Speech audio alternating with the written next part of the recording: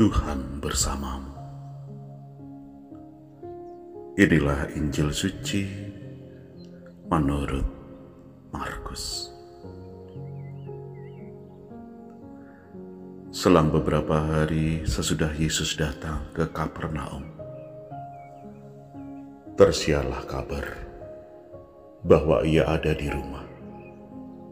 Maka datanglah orang-orang berkerumun sehingga tidak ada lagi tempat, bahkan di muka pintu pun tidak.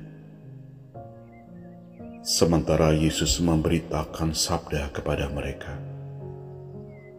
beberapa orang datang membawa kepadanya seorang lumpuh digotong oleh 4 orang. Tetapi mereka tidak dapat membawanya ke hadapan Yesus karena orang banyak itu. Maka mereka membuka atap yang di atas Yesus. Sesudah atap terbuka, mereka menurunkan tilam tempat orang lumpuh itu terbaring.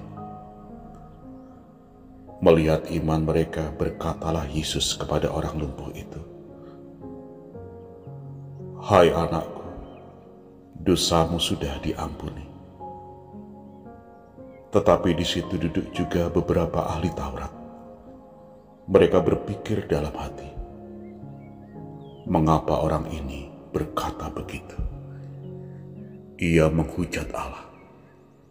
Siapa yang dapat mengampuni dosa selain Allah sendiri? Tetapi Yesus langsung tahu dalam hatinya bahwa mereka berpikir demikian. Maka ia berkata kepada mereka, "Mengapa kamu berpikir begitu dalam hatimu? Manakah lebih mudah, mengatakan kepada orang lumpuh itu, 'Dosamu sudah diampuni,' atau mengatakan, 'Bangunlah, angkatlah tilammu dan berjalanlah'? Tetapi supaya kamu tahu bahwa di dunia ini Anak manusia berkuasa mengampuni dosa." Lalu berkatalah Yesus kepada orang lumpuh itu, "Kepadamu kukatakan, bangunlah, angkatlah tempat tidurmu, dan pulanglah ke rumahmu." Dan orang itu pun bangun, segera mengangkat tempat tidurnya, dan pergi keluar di hadapan orang-orang itu. Mereka semua takjub, lalu memuliakan Allah, katanya, "Yang seperti ini belum pernah kita lihat." Demikianlah sabda Tuhan. Saudari dan saudara yang terkasih, selamat pagi berkah dalam. Hari ini melalui kisah penyembuhan orang lumpuh, Tuhan Yesus membuktikan kealahannya. Bagaimana? Dengan cara apa?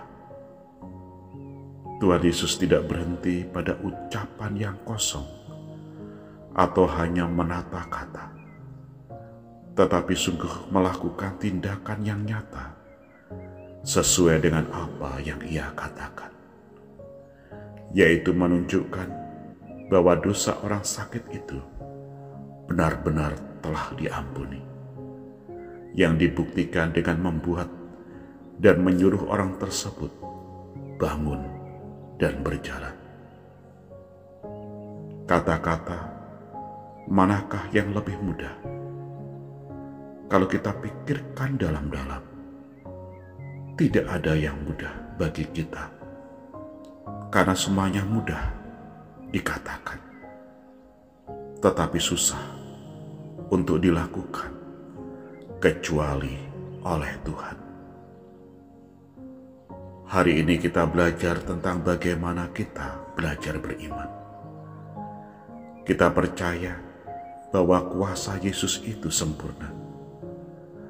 Dalam Dia segala sakit penyakit bisa disembuhkan.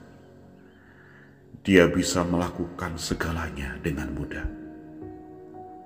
Namun beriman ternyata bukan hanya soal keyakinan yang demikian. Beriman berarti kita harus ikut ambil bagian, terlibat dalam berbagai hal kenyataan hidup. Seperti orang-orang yang mengusung orang sakit itu. Mereka melibatkan diri untuk membawa yang sakit kepada Yesus. Itulah yang juga diperhitungkan oleh Tuhan. Biasanya secara personal, Yesus melihat iman orang yang sakit. Tetapi kali ini, Yesus melihat iman mereka yang membawa orang sakit itu. Iman orang banyak itu membawa pengaruh bagi dia yang sakit dan ikut menjadikan Yesus terlibat dalam pergumulan iman mereka. Hasilnya adalah kesembuhan orang yang sakit itu.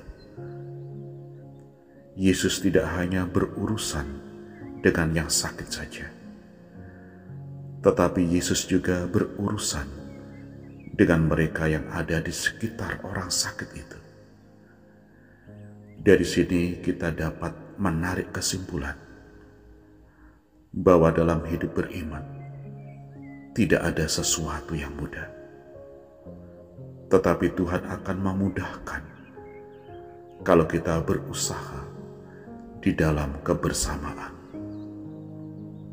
Maka janganlah pernah merasa rugi untuk mengingat orang lain dalam doa-doa kita atau dalam usaha kita untuk membawanya kepada Tuhan. Tuhan memberkati usaha dan kita sekalian.